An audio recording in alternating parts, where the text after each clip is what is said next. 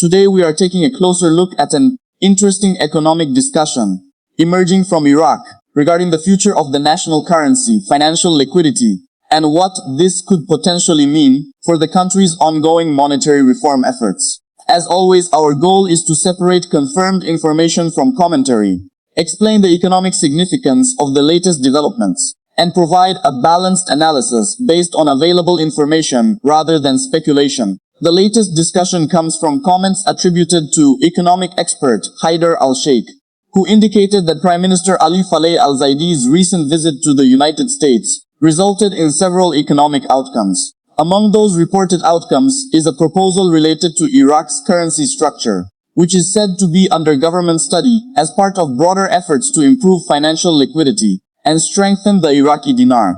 According to the reported comments, one proposal under consideration involves removing 10 from the currency through a redenomination process. This statement has naturally attracted considerable attention among Iraqi dinar followers, because discussions involving currency reform often generate significant interest. However, it is important to distinguish between an economic proposal under study, official government policy, and independent commentary. These are three very different stages in any monetary reform process. At this point, what appears to be confirmed within the report is that an economic proposal is reportedly being studied.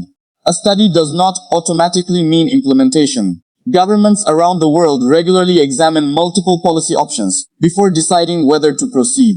Economic ministries, central banks, financial advisors, and international institutions frequently review various scenarios before any official decision is announced. This distinction is extremely important because discussions about currency redenomination often become misunderstood. Many investors immediately associate redenomination with a dramatic appreciation in currency value. In reality, these are separate economic concepts. A redenomination is generally an accounting and currency management exercise. It changes the face value of banknotes without necessarily changing the purchasing power of money.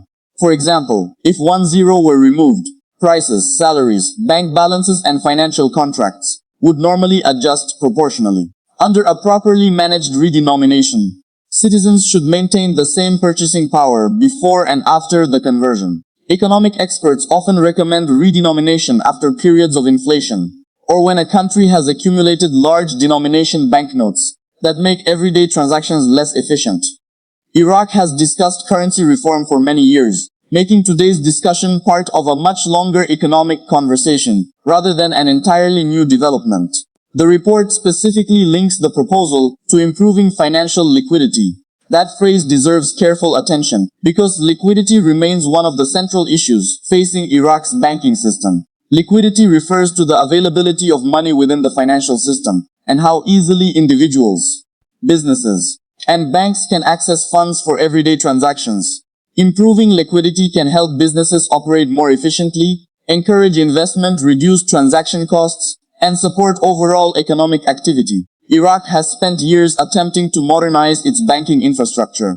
Electronic payment systems have expanded significantly. Digital banking services have increased. Government salary payments have increasingly shifted toward electronic channels. Banking reforms have been introduced with support from international financial organizations.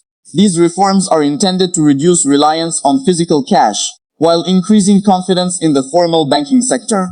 A modern banking system typically allows capital to circulate more efficiently, improving economic productivity over time. If policymakers believe that adjustments to the currency structure could complement these banking reforms, it would not be surprising for such ideas to be examined alongside broader financial modernization efforts. Another important point in the report concerns strengthening the Iraqi dinar. Strengthening a currency can occur through several different mechanisms. A currency may strengthen because of improving economic fundamentals, rising foreign exchange reserves, stronger government finances, increasing exports, higher investor confidence, stable inflation, or successful monetary policy. Strengthening does not necessarily require changing the appearance of banknotes. In many cases, improving macroeconomic stability naturally supports a currency over time. For Iraq, several economic variables continue to influence confidence in the dinar. Oil revenues remain the primary source of government income. Fiscal discipline remains important for maintaining economic stability. Foreign currency reserves continue to provide an important financial buffer. Banking sector modernization remains an ongoing priority. Diversification away from oil remains a long-term national objective. Each of these factors contributes more directly to long-term currency stability than any single administrative change to banknotes. The report also references removing 1 0 through a redenomination process. This particular detail deserves further discussion, because Iraq has experienced years of public debate regarding deleting zeros from the currency. Historically, proposals have ranged from removing 1 0 to removing 3 zeros. Different economists have expressed different opinions over the years, and various political developments have influenced the timing of these discussions. However, until official institutions such as the Central Bank of Iraq announce a finalized policy, these remain proposals rather than confirmed monetary actions. The commentary accompanying the report goes further by expressing the personal opinion that if Iraq proceeds with currency reform, it may ultimately remove all 3 zeros and eventually move toward international foreign exchange markets under conditions of controlled inflation. It is important to recognize that this portion represents analysis and opinion rather than officially confirmed government policy. Analysts frequently develop their own interpretations based on historical reform plans, previous central bank statements, and long-term monetary objectives. Such analysis can be valuable for understanding possible scenarios, but it should not be confused with official announcements. One frequently mentioned historical reference is the monetary reform framework associated with former central bank governor, Dr. Sinan al-Shabbi. His earlier discussions emphasized comprehensive monetary reform, banking modernization, price stability, and careful implementation designed to avoid inflationary disruption. Whether current policymakers ultimately adopt similar approaches remains to be seen. Economic conditions today differ from those of previous years. Global inflation has evolved. Regional financial conditions have changed. Digital payment technologies have expanded considerably. International financial regulations have become more sophisticated. These factors mean that any future currency reform would likely reflect today's economic realities, rather than simply repeating historical plans. The reported connection between Prime Minister al-Zaidi's visit to Washington and discussions about financial reforms also deserves balanced analysis.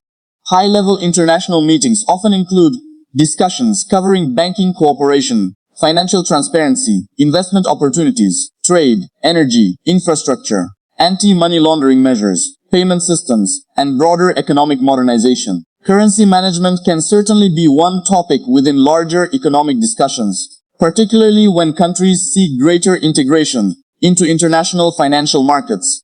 However, governments typically do not disclose every detail of confidential economic consultations immediately following diplomatic meetings. Consequently, observers should avoid assuming that every reported proposal reflects a finalized bilateral agreement. Instead, it is more appropriate to view such reports as indications of ongoing policy discussions within broader economic cooperation efforts. For Iraqi Dinar followers, perhaps the most important takeaway is that currency reform appears to remain part of Iraq's longer-term economic conversation. This aligns with years of broader reforms involving banking modernization, fiscal management, customs improvements, payment digitization, anti-corruption initiatives, financial transparency, and efforts to attract foreign investment. These structural reforms tend to reinforce one another. Modern banking encourages investment. Investment supports economic growth. Economic growth improves government revenues. Improved revenues strengthen fiscal stability. Fiscal stability enhances confidence. Confidence contributes to currency stability. Rather than viewing currency reform as an isolated event, it may be more useful to see it as one component within a comprehensive economic modernization strategy. Short-term implications remain relatively limited until official policy decisions are announced. Markets generally respond more strongly to confirmed legislation, official central bank directives, published implementation plans, and clearly communicated policy frameworks than to preliminary discussions alone. Therefore, investors, businesses, and citizens will likely continue monitoring official statements from Iraq's government and the central bank. Before drawing major conclusions, If authorities ultimately move forward with any redenomination proposal, implementation would almost certainly require extensive public education.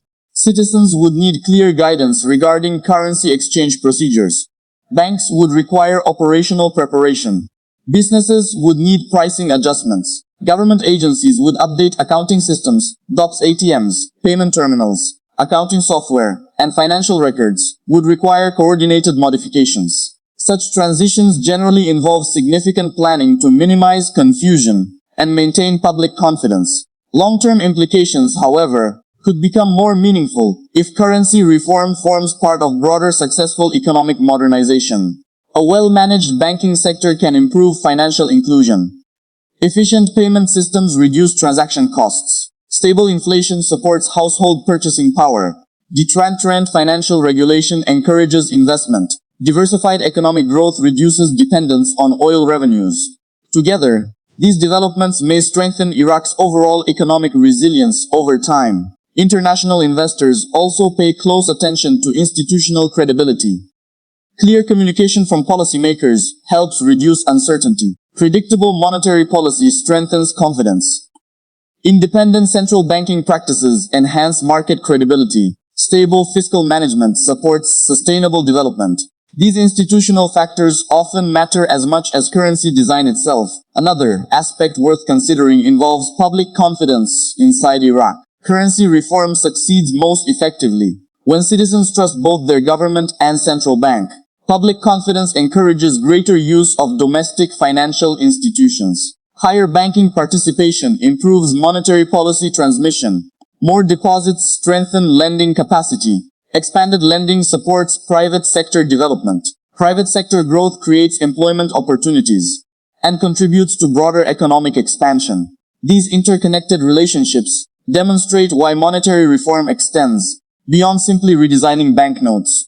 The success of any currency reform ultimately depends upon the broader economic environment supporting it. Inflation control remains especially important. If inflation remains low and stable, redenomination can proceed more smoothly because purchasing power remains relatively predictable. If inflation accelerates significantly, however, redenomination becomes considerably more complicated. This explains why many economists emphasize macroeconomic stability before implementing major currency reforms. The commentary also references a future move toward international foreign exchange markets. Again, this should be viewed as analytical interpretation rather than confirmed policy. International currency trading involves numerous technical, regulatory, financial, and institutional considerations. Exchange rate regimes differ widely across countries. Some currencies float freely. Others operate under managed float systems. Some remain tightly managed by central banks.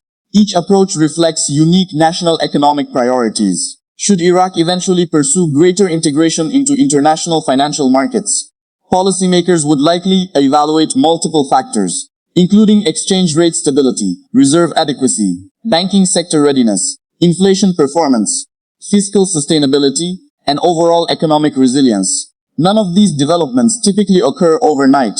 Instead, they generally evolve through carefully sequenced reforms implemented over extended periods. For viewers following Iraqi Dinar developments, patience remains one of the most valuable approaches. Financial reforms often unfold gradually.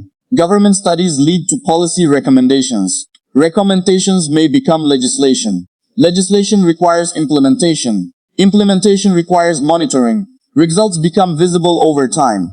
This gradual progression characterizes monetary reforms in many countries around the world. From an analytical perspective, today's report contributes another data point, indicating that Iraqi policymakers continue exploring options designed to modernize the country's financial system. Whether the current proposal ultimately results in implementation remains uncertain. Whether authorities choose 3 zeros, or an entirely different approach will depend upon future official decisions. Until those decisions are formally announced, maintaining a balanced perspective remains essential. It is also worth remembering that successful currencies derive their strength from productive economies, competitive industries, efficient financial systems, responsible fiscal management, sound monetary policy, political stability, legal certainty, investor confidence, institutional credibility. These underlying fundamentals ultimately determine long-term currency performance, far more than the numerical denominations printed on banknotes. As additional information becomes available from official Iraqi government sources or the Central Bank of Iraq, analysts will be better positioned to evaluate the practical implications of any confirmed monetary reforms. For now, today's discussion should primarily be viewed as evidence that currency reform continues to receive attention within Iraq's broader economic planning process. That alone is significant because it demonstrates ongoing engagement with questions surrounding liquidity, banking modernization, and long-term financial development. However, responsible analysis requires acknowledging the difference between proposals under study, expert opinions, historical reform concepts, and officially adopted government policy. Maintaining that distinction helps viewers make more informed assessments, while avoiding unnecessary speculation. As Iraq continues pursuing financial modernization, international cooperation, and institutional reform, observers will undoubtedly continue monitoring developments closely. Each new announcement contributes another piece to the broader picture of Iraq's evolving economy. But meaningful conclusions should always be based on confirmed official information, rather than assumptions alone. Thank you for watching today's analysis. If you appreciate responsible, balanced, and factual coverage of Iraqi dinar developments and Iraq's economy, be sure to subscribe to the channel and like the video so you never miss future updates. As always, this content is provided for informational and educational purposes only. It should not be considered financial, investment, or trading advice, and viewers should conduct their own research and consult qualified financial professionals before making any investment decisions.